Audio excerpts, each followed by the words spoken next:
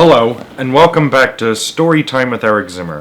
Where we last left off in Charlie in the Great Glass Elevator, Grandpa George, Grandma Georgina, and Grandma Josephine took too much Wonkavite, 4 pills, each making them 20 years younger, so they each got 80 years younger. But while Grandpa George and Grandma Josephine were turned into infants, Grandma Georgina, who was 78, ended up in a place called Minusland.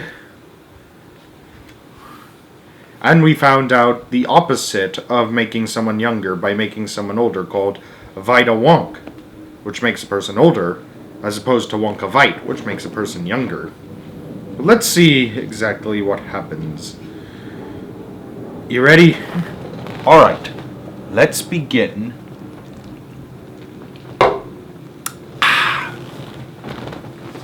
Chapter 17. Rescue in Minusland.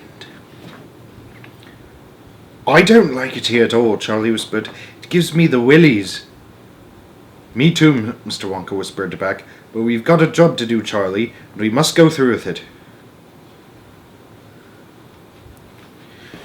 The mist was condensing now on the glass walls of the elevator, making it difficult to see out except through the open doors. Do any other creatures live here, Mr. Wonka? Plenty of Noolies. Are they dangerous? If they bite you, they are. You're a goner, my boy, if you're bitten by a Noolie. The elevator drifted on, rocking gently from side to side.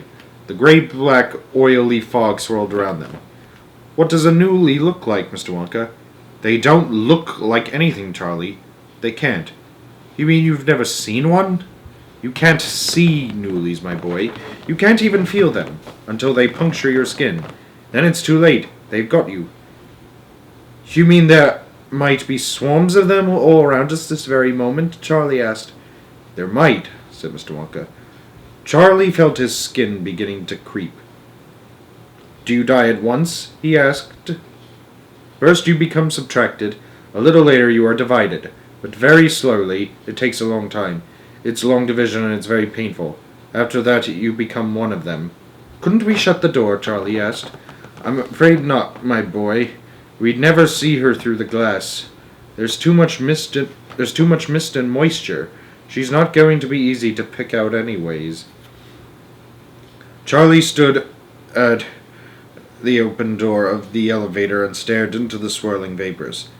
This, he thought, is what hell must be like. Hell without heat.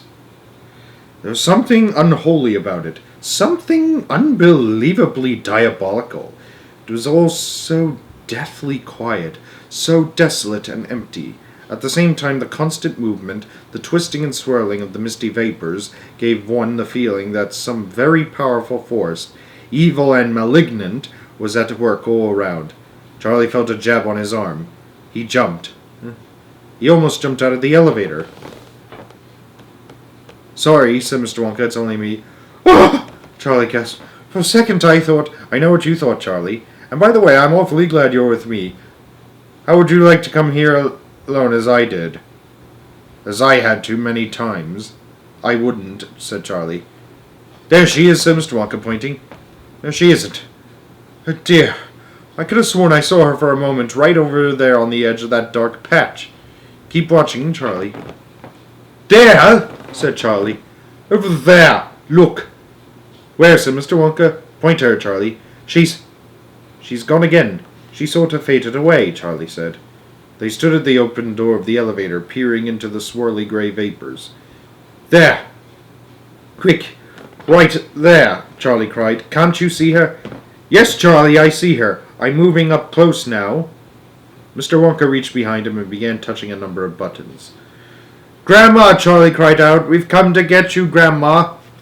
They could see her faintly through the mist, but oh so faintly. And they could see the mist go through her as well. She was transparent. She was hardly there at all. She was no more than a shadow. They could see her face and just the faintest outline of her body swathed in a nightgown. But she wasn't upright. She was floating lengthwise in the swirling vapor. Why is she lying down? Charlie whispered. Because she's a minus, Charlie. Surely you know what a minus sign looks like. Like that. Mr. Wonka drew a horizontal line in the air with his finger.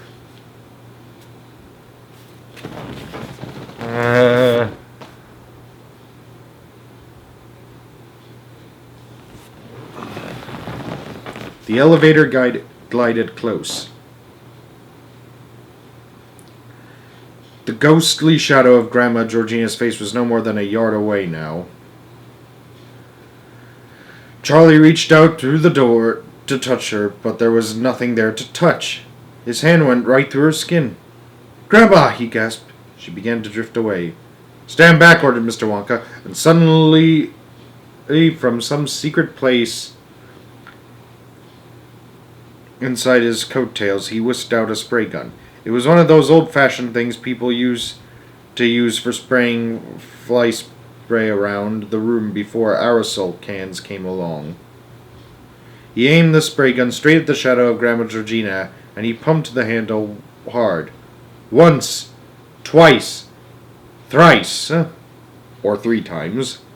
Each time a fine black spray blurted out from the nozzle of the gun. Instantly, Grandma Georgina disappeared. "A bullseye!" cried Mr. Wonka, jumping up and down with excitement. "I got her with both barrels. I plussed her good and proper. That's Vita-Wonk for you." "Where's she gone?" Charlie asked. "Back where she came from, of course. To the factory.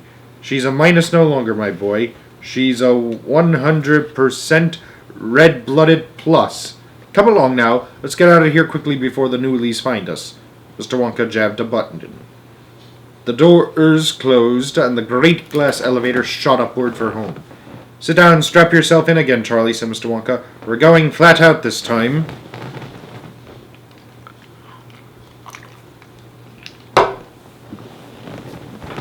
"Sit down and strap yourself..." The elevator roared and rocketed up towards the surface of the earth. Mr. Wonka and Charlie sat side by side on their little jump seats, strapped in tight. Mr. Wonka started tucking the spray gun back into that enormous pocket somewhere in his coattails. "It's such a pity one has to use a clumsy old thing like this," he said, "but there's simply no other way of doing it. Ideally, of course, one would measure out exactly the right number of drops into a teaspoon and feed it carefully into the mouth, but it's impossible to feed anything into a minus. It's like trying to feed one's own shadow.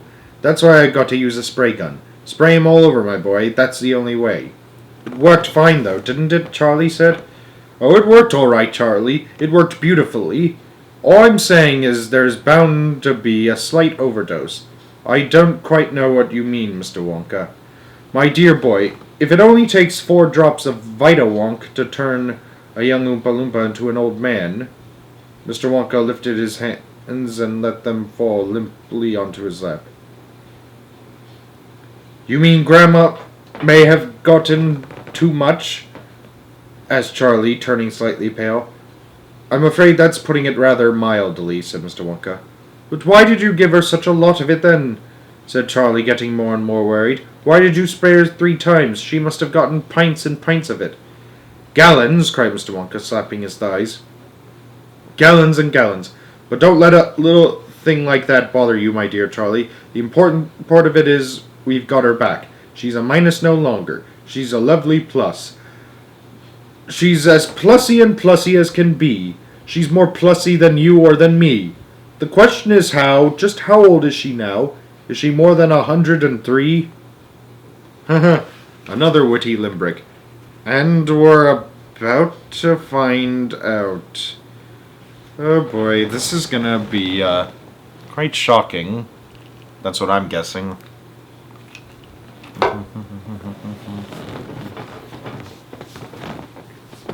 Chapter 18. The Oldest Person in the World. "We return in triumph, Charlie," cried Mr. Wonka as the great glass elevator began to slow down. "Once more your dear family will be all together again." The elevator stopped. The door slid open, and there was the chocolate room and the chocolate river and the Oompa Loompas, and in the middle of it all, the great bed belonging to the grandparents. "Charlie," said Grandpa Joe, rushing forward. "Thank heavens you're back." Charlie hugged him. Then he hugged his mother and father. "Is she here?" he said. "Grandma Georgina?" Nobody answered. Nobody did anything except Grandpa Joe, who pointed to the bed. He pointed, but he didn't look where he was pointing. None of them looked at the bed, except Charlie. He walked past them all to get a better view, and he saw at one end the two babies, Grandma Josephine and Grandpa George, both tucked in and sleeping peacefully. At the other end... "Don't be alarmed," said Mr. Wonka, running up and placing a hand on Charlie's arm. "She's bound to be just a teeny bit overplussed. I warned you about that." "What have you done to her?" cried Mrs. Bucket. "My poor old mother." Propped up against the pillows at the other end of the bed was the most extraordinary thing Charlie had ever seen. "Ah! Ah!"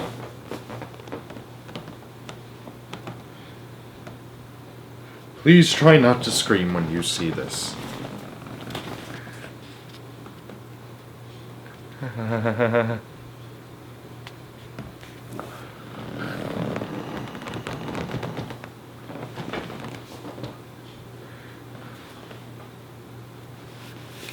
Anyways, was it some ancient fossil? It couldn't be that because it was moving slightly. And now it was making sounds. Croaking sounds. The kind of sounds a very old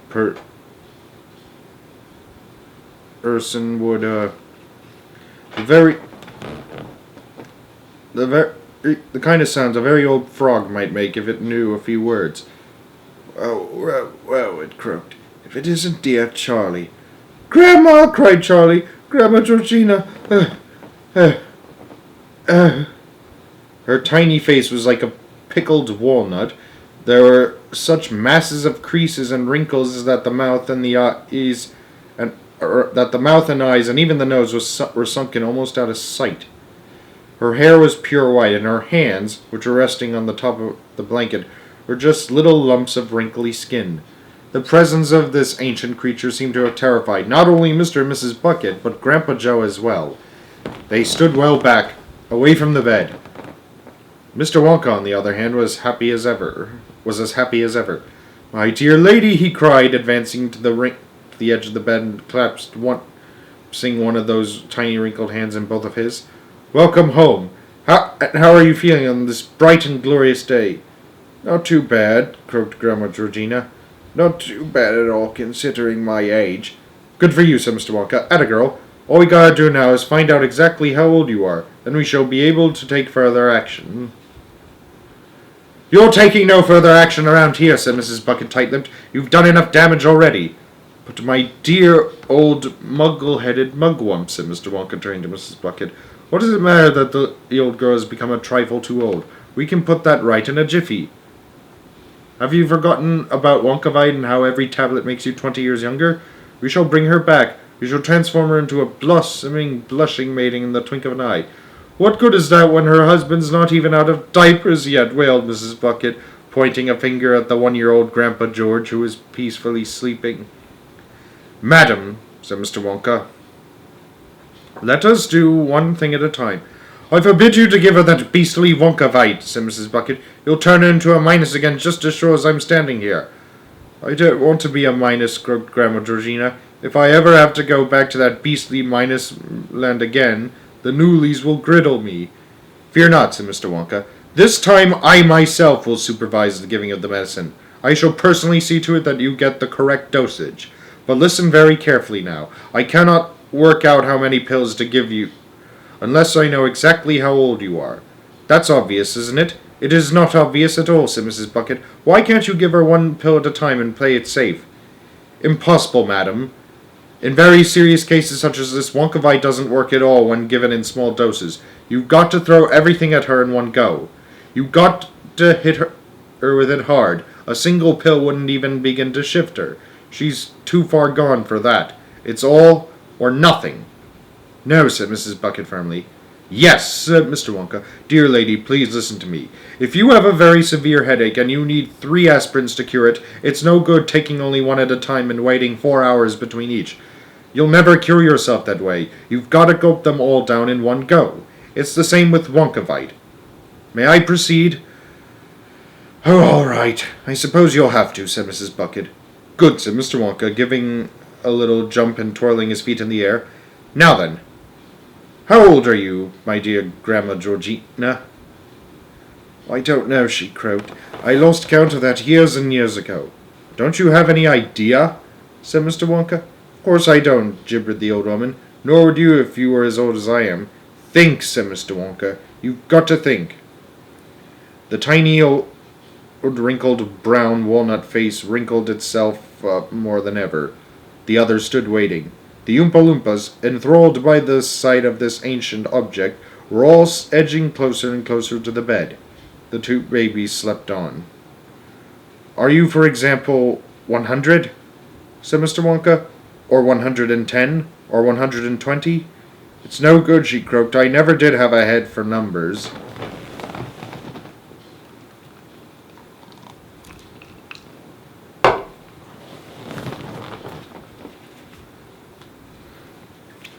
This is a catastrophe, cried Mr. Wonka. If you can't tell me how old you are, I can't help you. I dare not risk an overdose. Gloom settled upon the entire company, including, for once, Mr. Wonka himself. Oh, this is serious indeed. Especially if gloom settles upon him. You've messed it up good and proper this time, haven't you, said Mrs. Bucket. Grandma, Charlie said, moving forward to the bed. Listen, Grandma, don't worry about exactly how old you might be. Try to think of a happening instead. Think of something that happened to you. Anything you like, as far back as you can. It may help us. Lots of things happened to me, Charlie. So many things happened to me. But can you remember any of them, Grandma? I don't know, my darling. I suppose I could remember 1 or 2 if I thought hard enough. Good, Grandma. Good, said Charlie eagerly. Now what is the very earliest thing you can remember in your whole life? My dear boy, that really would be going back a few years, wouldn't it? More like a few centuries. When you were little, Grandma, like me, can you remember anything you did when you were little? The tiny sunken black eyes glimmered faintly, and a sort of smile touched the corners of the almost invisible little slit of a mouth. There was a ship, she said. I can remember a ship. I couldn't never forget that ship. Go on, Grandma. A ship? What sort of a ship? Did you sail in her? Of course I sailed in her, my darling. We all sailed in her. Where from? Where to? Charlie went on eagerly. No, I couldn't tell you that. I was just a tiny little girl. She lay back on the pillow and closed her eyes. Charlie watched her, waiting for something more. Everybody waited. No one moved. It had a lovely name, that ship. There was something beautiful, so beautiful about that name. But of course I couldn't possibly remember it. Charlie, who had been sitting on the edge of the bed, suddenly jumped up. His face was shining with excitement. If I said the name, Grandma, would you remember it? I might, Charlie. Yes, I think I might. The Mayflower! Cried Charlie. The old woman's head jerked up off the pillow. That's it, she croaked. You got it, Charlie. The Mayflower. Such a lovely name. Yes, indeed. Grandpa, Charlie called out, dancing with excitement, what year did the Mayflower sail? The Mayflower sailed out of Plymouth Harbor on September 6, 1620, said Grandpa Joe. Plymouth, croaked the old woman. That rings a bell, too. Yes, it might easily have been Plymouth. 1620, cried Charlie. Oh, my heavens above. That means you do it, Grandpa. Well now, said Grandpa Joe, take 1620 away from 1972.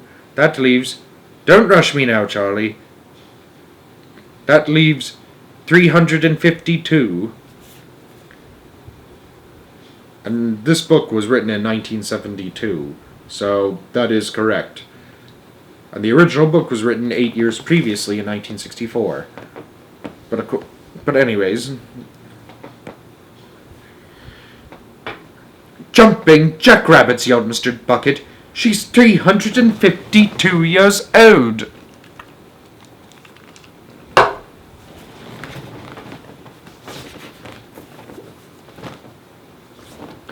She's more, said Charlie. How old did you say you were, Grandma, when you sailed on the Mayflower? Were you about 8?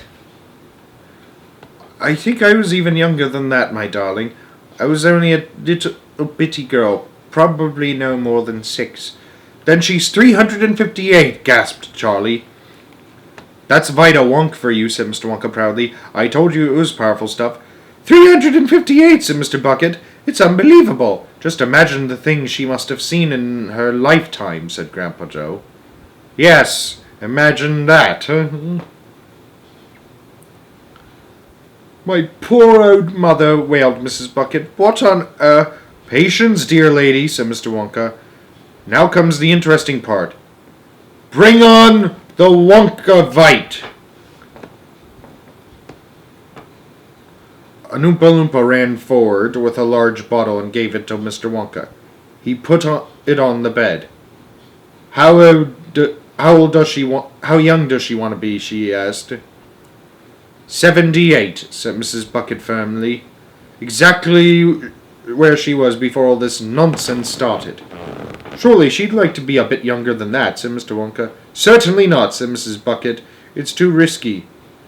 Too risky, croaked Grandma Georgina. You'll only minus me again if you try to be clever. Have it your own way, said Mr. Wonka. Now then, I've got to do a few sums. Another Oompa Loompa throttled forward, holding up a blackboard. Mr. Wonka took a piece of chalk from his pocket and wrote, Present person of age, 358.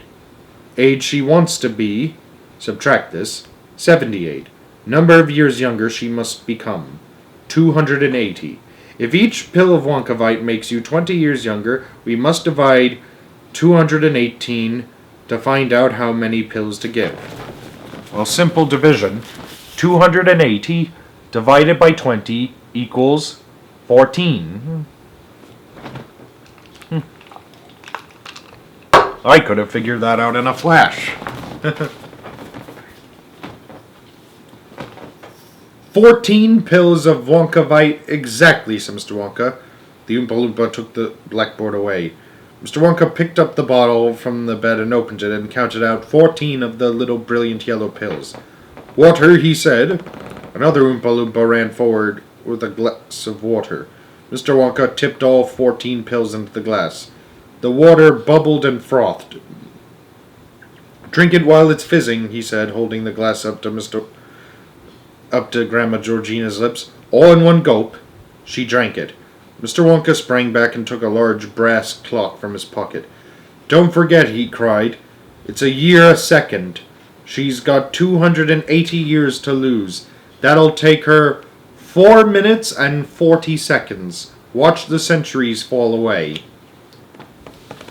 The room was so silent they could hear the ticking of Mr. Wonka's clock. At first, nothing much happened to the ancient person lying on the bed. She closed her eyes and lay back. Now and again, the puckered skin of her face gave a twitch and her little hands jerked up and down. But that was all. 1 minute gone, called Mr. Wonka. She's 60 years younger. She looks just the same to me, said Mr. Bucket. Of course she does, said Mr. Wonka. What's a mere 60 years when you're over 300 to start with? Are you all right, Mother? Said Mrs. Bucket anxiously. Talk to me, Mother. 2 minutes gone, called Mr. Wonka. She's 120 years younger. And now definite changes were beginning to show in the old woman's face. The skin was quivering all over, and some of the deepest wrinkles were becoming less and less deep, the mouth less sunken, and the nose more prominent. Mother, cried Mrs. Bucket, are you all right? Speak to me, Mother, please. Suddenly, with a suddenness that made everyone jump, the old woman sat bolt right up in bed and shouted, "We've beaten them! Yorktown surrendered! We've kicked them out! Those dirty British!" "She's going crazy," said Mr. Bucket. "Not at all," said Mr. Wonka. "She's going through the 18th century." Hey. The American Revolution. 3 minutes gone, said Mr. Wonka. Every second now she was growing slightly less and less shriveled, becoming more and more lively. It was a marvelous thing to watch. "Gettysburg!" she cried. "General Lee is on the run!" And a few seconds later she let out a great wail of anguish and said, "He's dead! He's dead! He's dead!" "Who's dead?" said Mr. Bucket, craning forward. "Lincoln!" she wailed. "There goes the train!" "She must have seen it," said Charlie. "She must have been there." "She is there," said Mr. Wonka. "At least she was a few seconds ago." "Will someone please begin to tell me," said Mrs. Bucket. "What on earth—" 4 minutes gone, said Mr. Wonka. "Only 40 seconds left. Only 40 more years to lose." "Grandma!" cried Charlie, running forward. You're looking almost exactly like you used to. Oh, I'm so glad." "Just as long as it all stops when it's meant to," said Mrs. Bucket. "I'll bet it doesn't," said Mr. Bucket. "Something always goes wrong." "Not when I'm in charge of it, sir," said